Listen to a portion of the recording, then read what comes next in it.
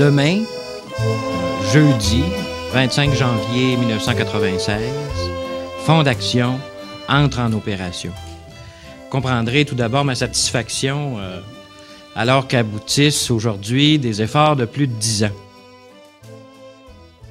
On a attendu une dizaine d'années avant de pouvoir démarrer.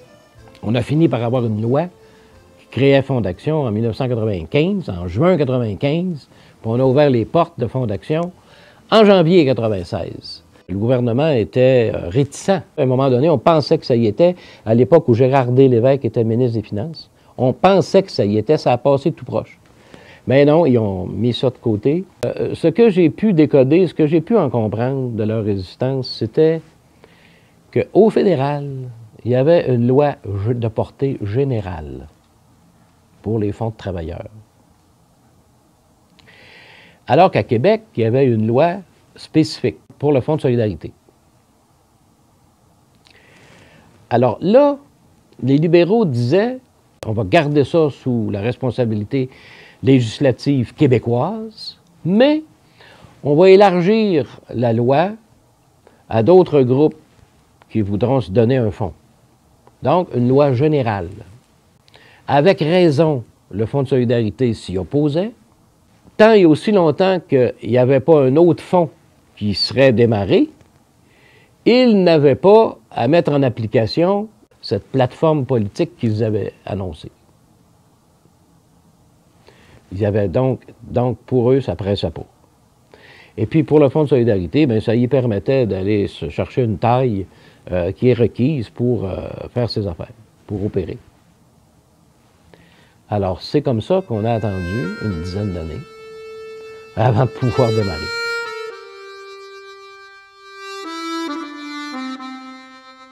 La décennie des années 80 a été difficile. On a eu plusieurs pertes d'emplois, fermetures d'entreprises, les questionnements, crise économique, questionnement de l'État-providence, et puis il y avait aussi toute la question de l'épargne retraite, et on sait que les régimes publics sont insuffisants.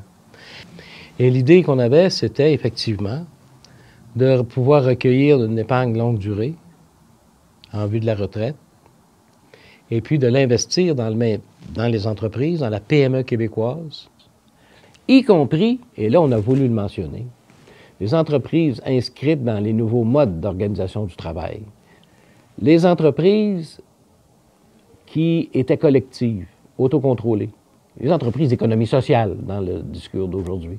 Le besoin était là, on le savait, on le sentait, on le vivait, et ça se plaçait en complémentarité. Donc, financement de la PME québécoise avec une épargne retraite longue durée, y compris des entreprises d'économie sociale, dans une perspective de développement durable. J'étais allé à l'OIT en 87 et ça a été la production du rapport Brundtland aux Nations Unies sur le concept de développement durable. Avec cette conjugaison de l'économique, non pas en silo, mais cette conjugaison de l'économique, du social et de l'environnement. Et dans le social, on y voyait aussi le culturel. Si on s'efforce de conjuguer ces trois aspects-là, ces trois dimensions-là, compte tenu des enjeux qui se posent à la vie sur la planète, compte tenu de la nécessité d'améliorer les conditions de vie, ça place l'économique au service et ça place l'économique dans une perspective de prise en compte et de respect et de l'assujettir dans son développement aux enjeux sociaux et environnementaux. Et en plus, inhérente à cette conception-là, c'était la triple reddition de comptes. La reddition de comptes sur ces trois dimensions-là, à l'endroit des parties prenantes de l'entreprise, pas seulement les actionnaires, les parties prenantes de l'entreprise, internes et externes. Et quand on parle dans ces termes-là, et qu'on sait que fondamentalement l'action syndicale, c'est pour la reconnaissance de la place des salariés dans une entreprise, eh bien, la reddition de comptes, la triple reddition de comptes auprès des parties prenantes internes et externes, bien, dans les parties prenantes internes, il y a les salariés. Et il y a aussi, lorsqu'il y en a un, le syndicat. Alors moi, pour moi, ça faisait une synthèse fantastique quand on la prenait au sérieux. On est parti comme ça. Ça a commencé comme ça, Fondation. Parce que Fondation, en même temps que Fondation, c'était un commencement, c'était aussi une sorte de complément puis d'aboutissement de la mise en place d'un certain nombre d'autres institutions collatérales, complémentaires. Donc, voilà. Les choses étaient placées sur un registre. Ça allait de soi que d'en arriver à savoir répondre à un ordre de besoins non satisfait et complémentaire aux autres. Donc, c'était ça, Fondation. C'est ça qu'on a mis en place. Et autant c'est original, autant c'est intéressant, autant ça coulait de source d'arriver à quelque chose comme ça. Et aujourd'hui, Fondation, c'est 130 000 actionnaires. C'est 1,4 milliard d'actifs. C'est plusieurs centaines d'entreprises. Il y a de l'argent de Fondation en plus que soit directement dans les investissements dans l'entreprise, soit indirectement à travers des fonds spécialisés dans lesquels on est investi. Il y a de l'argent en Fondation au-delà de 900 entreprises.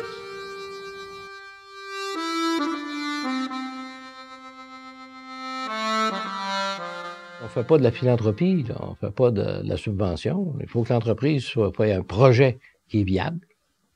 Et on va examiner l'impact que l'entreprise, que cette activité, de l'activité de l'entreprise, autant au plan économique qu'au plan financier, ça tient la route, qu'au plan économique, les retombées sont intéressantes, qu'au niveau social, quelle sorte de rapport l'entreprise entretient avec ses parties prenantes, hein? Son environnement là où elle opère, et puis son propre monde, les gens avec qui elle travaille. Et aussi, au niveau environnemental, est-ce qu'il y a une prise en compte, une sensibilité à l'égard des processus, des installations, des équipements, et aussi concernant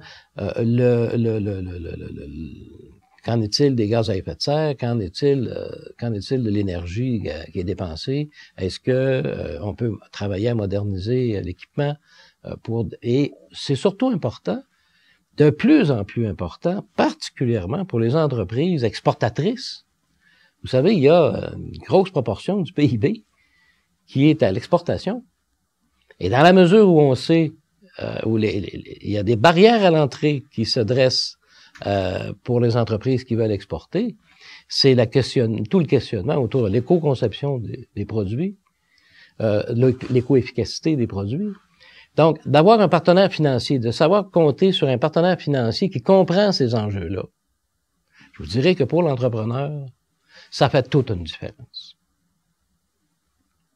Et quand on passe, vous pourrez le constater en examinant le rapport de développement durable de Fondation, le taux de satisfaction des entreprises qu'on accompagne est très élevé. Parce qu'ils reconnaissent la pertinence de l'accompagnement qu'on leur apporte.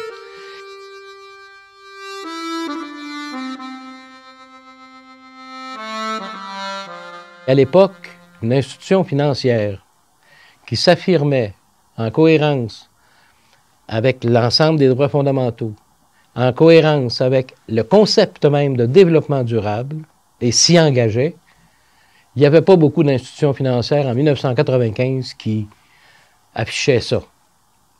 Alors, on est parti de ça, de ce qui s'était développé au cours des 25 années qui nous avaient précédés, que ce soit la mutuelle SSQ à l'époque qui était née d'une initiative soutenue par les organisations syndicales depuis 1946.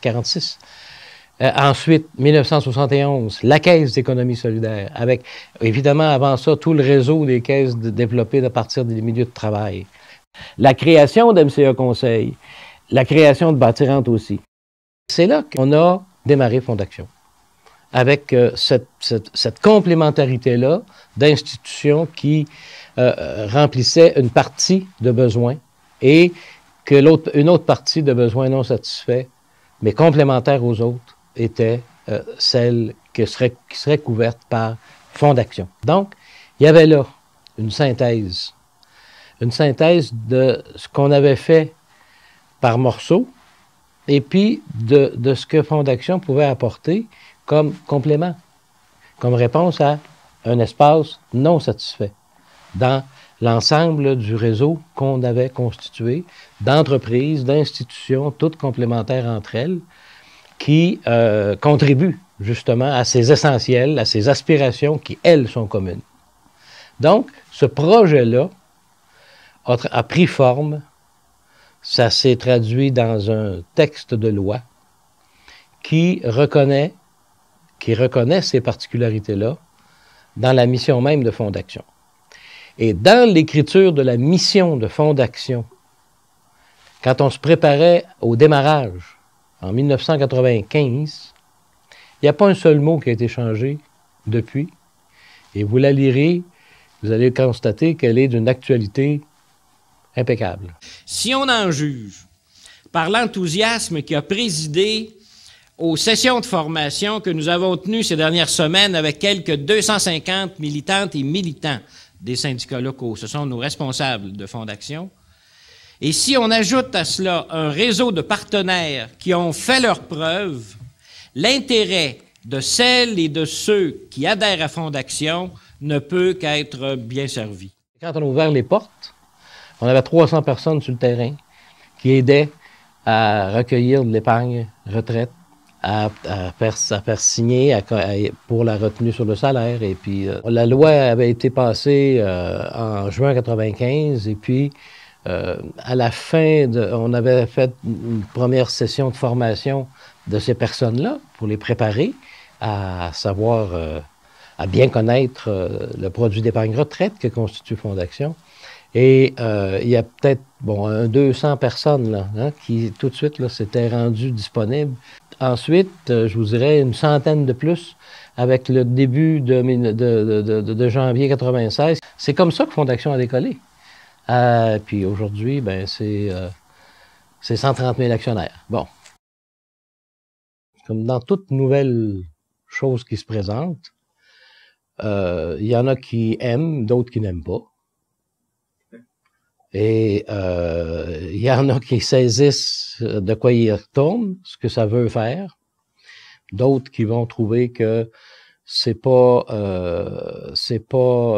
il y a tellement de travail sur le plan syndical à faire qu'ils n'ont pas à s'occuper de ces bébelles-là. Ça dépend, mais ce que je peux vous dire, c'est que Fonds d'Action s'appuie sur une couche militante qui trouve pas qu'il y a de la contradiction entre, d'une part, et qui confondent pas non plus ce qu'ils font pour renseigner leurs collègues de travail à propos de Fonds d'Action, d'une part, et d'autre part, accomplir d'autres mandats qu'ils peuvent avoir dans leur syndicat.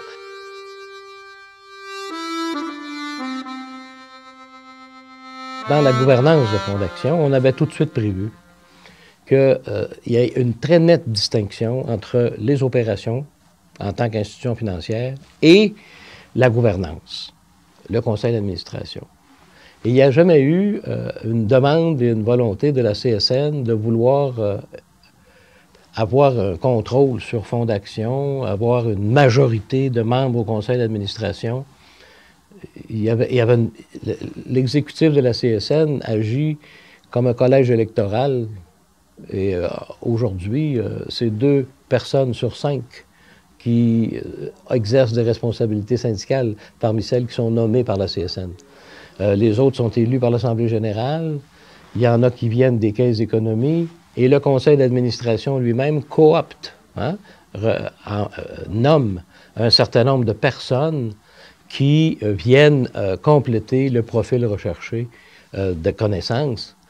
Il faut des connaissances en finance, mais il faut connaître l'histoire, il faut connaître les mouvements sociaux. Il faut avoir une idée des enjeux qui se posent au développement du Québec. Et c'est une variété d'expertise, de connaissances, 2 professeurs d'université, une diversité. Quelqu'un qui est un ancien cadre supérieur d'Investissement Québec.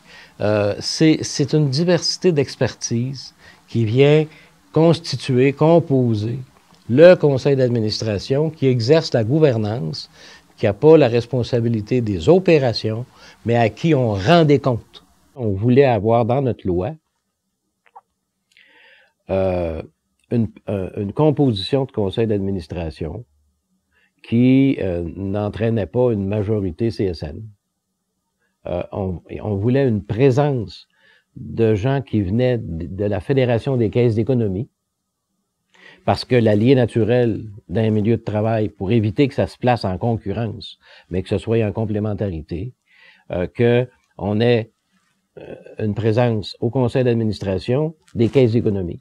Et il y a toujours eu, à Fonds d'Action, au conseil d'administration depuis le début, à part d'autres externes, il y a toujours eu 2 personnes qui provenaient des caisses d'économie.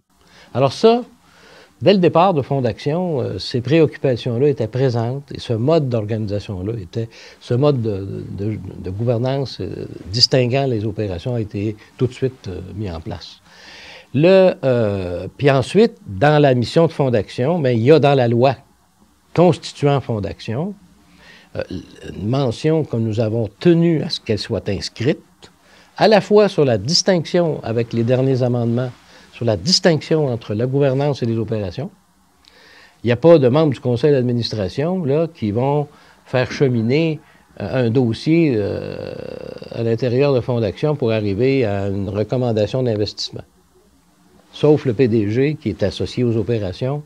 Les membres du conseil n'interviennent pas dans le cheminement d'un dossier qu'ils auront à apprécier. C'est ensemble, en instance, qu'ils en disposent, soit en exécutif ou soit dans le conseil d'administration. Alors ça, on a placé ça tout de suite. Alors c'est naturellement comme ça que ça opère.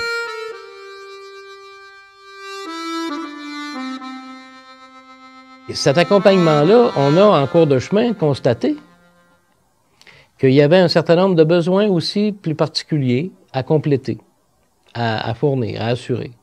Et c'est comme ça que pour des projets moins intensifs, moins élevés en capital requis, dans une perspective de développement, pour soutenir le développement local, on a mis en place un fonds qui fait ça, qui investit des sommes moins importantes, qui est en connexion avec les acteurs du développement local, et y compris les entreprises d'économie sociale. Et ce fonds-là s'appelle Filaction. Et c'est l'argent de Fonds d'Action qui est géré par Filaction, avec à son conseil d'administration des personnes qui sont soucieuses du développement local et des représentants de Fonds d'Action. Mais il n'y a pas une majorité de Fonds d'Action à ce conseil d'administration-là. C'est un fonds que nous finançons et qui est et qui s'est donné une mission complémentaire à celle de Fonds d'Action, mais pour des plus petits projets. Il y a quelque chose de particulier au Québec, qui est celui que différents ordres de besoins de nature différente cherchent à être comblés en complémentarité avec d'autres. Par exemple, vous avez la Caisse d'économie solidaire qui fait de la banque. Elle fait du prêt, puis elle le fait bien, puis elle connaît ça. Eh bien, ça se peut bien qu'il y ait un besoin de capitalisation, de petite capitalisation. Il y a le Réseau d'investissement social du Québec, le RISC, c'est une institution qui est née du chantier de l'économie sociale, ou bien la fiducie du chantier de l'économie sociale, pour venir répondre à des besoins de financement immobilier. Alors, il y a un ensemble, quand on le regarde avec un peu de distance, d'une manière un peu systémique, il y a, selon les différentes catégories de besoins, une place où intervient Fonds d'Action, où intervient Filaction. Par exemple, à Québec, la librairie Pantoute, c'est un cas, une situation, une génération qui arrivait à un besoin de renouvellement, de transfert, et Filaction a fait un investissement auprès des salariés qui se sont donné une coopérative de travailleurs actionnaires. Et puis Filaction a fait aussi un investissement de telle sorte que la librairie Pantoute, qui est une institution au Québec, eh bien, elle a de l'avenir, elle est en santé et très intéressante. Dans des secteurs touristiques, des parcs, le gouvernement du Québec a demandé à Filaction de se rendre disponible pour le financement d'offres de services qu'on trouve là, dans les parcs nationaux. Et parce que Filaction fait aussi du financement de fonds locaux ou de fonds communautaires. Par exemple, le réseau des femmes entrepreneurs, Femmes Essor, c'est alimenté par Filaction. Il y a un fonds qui est rendu accessible, disponible aux entrepreneurs des communautés noires. C'est le fonds Afro-Entrepreneur. Et avec un conseil d'administration et avec des gens des communautés noires. Ensuite, il y a le fonds Mosaïque pour les entrepreneurs qui sont d'autres provenances ethniques et culturelles, qui se rassemblent là et qui prennent exemple sur le fonds Afro-Entrepreneur, justement, qui a ouvert le chemin. Alors, à la fois dans des investissements, que ce soit entreprises d'économie sociale, petites entreprises d'économie sociale ou fonds locaux, fonds communautaires, Filaction exerce et est présent sur l'ensemble du territoire du Québec par ses interventions.